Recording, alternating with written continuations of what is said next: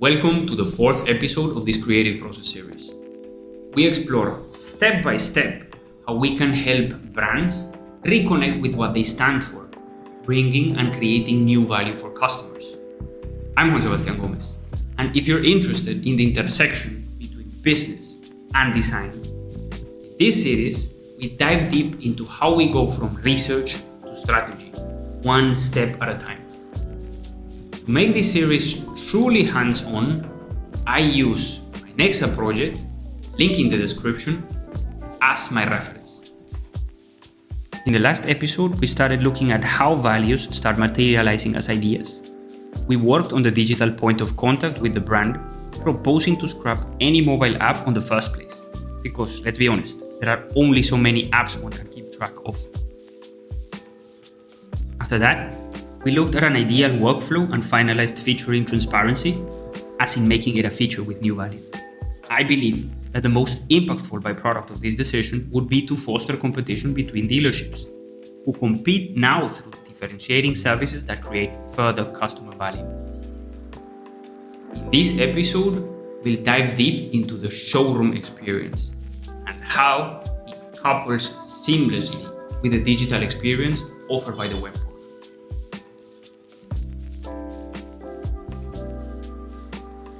As I did for the website, I didn't go into shaping or designing a space, but rather describing how the ideal interactions with personnel and technology at the showroom could look like. Now we're standing in front of the showroom. We walk along and find a double door solution, which serves as a weather portal to keep dust at bay and let customers acclimatize to the showroom's temperature. If Chennai in May, the scorching heat and the city's sun. If Shimla in January, a warm welcome. You get the idea.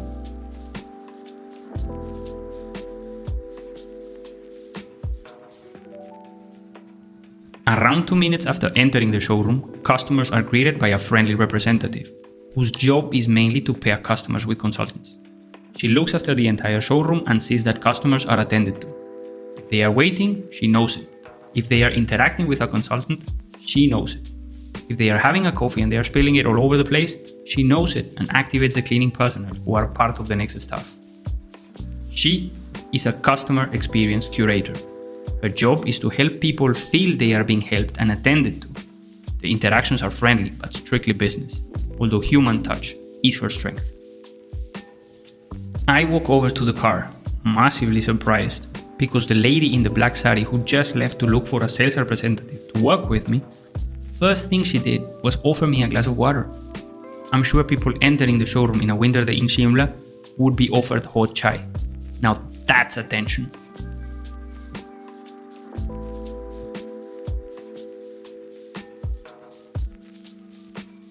After completing one round walking around the exhibited car, I'm greeted again by a sales representative who is introduced by the customer experience curator. She's getting ahead to the entrance to attend the next customer's incoming.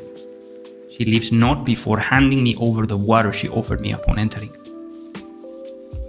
The sales representative asks for my name and introduces himself. He invites me to see the car's interior, not without asking before if I had already seen the car's exterior. We go to the car, and he makes sure to be a step ahead, leaving all doors of the car open so I could see the car inside completely. He tries to be prudent, granting me space and time to go through the car on my own. I tell him that I configured a car through the website and he asks me if I saved the configuration. I tell him I did, and he asks me for my phone number and starts typing it into his tablet. After a minute of fiddling on the tablet, he shows me the screen asking if that's my configuration. Yes, Jimny in red, exactly.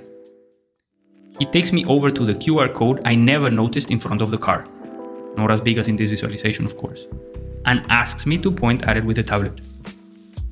QR code precisely aligns a 3D model featuring customers' configuration on top of the showroom's model using augmented reality. Customers can precisely see what they are going to get. No room for hidden details or unwanted accessories on the car. Part of what I had to go through when I purchased my Jimny. Why I focused on this part of the journey is because I wanted to highlight two main components. Number one, highly empowered employees. These are people who have the training in their back of the heads they bring it in and they know the Nexa forms and the Nexa ways, but they rely on their emotional intelligence and the power of observation to basically anticipate customer needs and attend to them. I must say that I encountered this kind of motivation in the employees when I purchased my Jimny last year.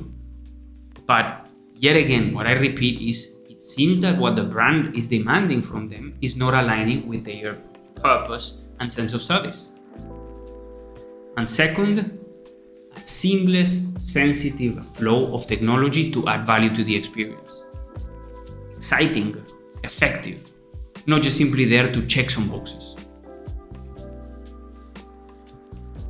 This all might appear easy, since I'm designing for myself. Nexa is not my customer, and I don't need to respond to anybody. I don't have stakeholders or accountability against the shareholders. Yes, but I'm a customer, and as one, what I observed is that the brand is not delivering on its promises, the most basic commitment from the brand towards customers. The ideas you have seen here need proof and validation, but their potential is undeniable. From my point of view, and considering Maruti Suzuki's size and market in India, this is sustainable and can, first, do the obvious, improve the customer experience and foster customer loyalty and references. Second, foster showrooms and franchises to step up their game. Costs will be optimized in the pre-sales and sales experience through the ideas you have seen here, potentially scaling up to after sales. Yet another empty promise of Nexa in my experience as a customer. I'd love to know what you think. Leave your comments below. Next episode, we'll jump into Publish, where everything gets real. We need to communicate our strategy now. This phase tastes our ability to hold our audience attention and help them see the value of our proposal. If you're interested in seeing where business and design intersect, hit subscribe and don't miss the next episode. Bye bye.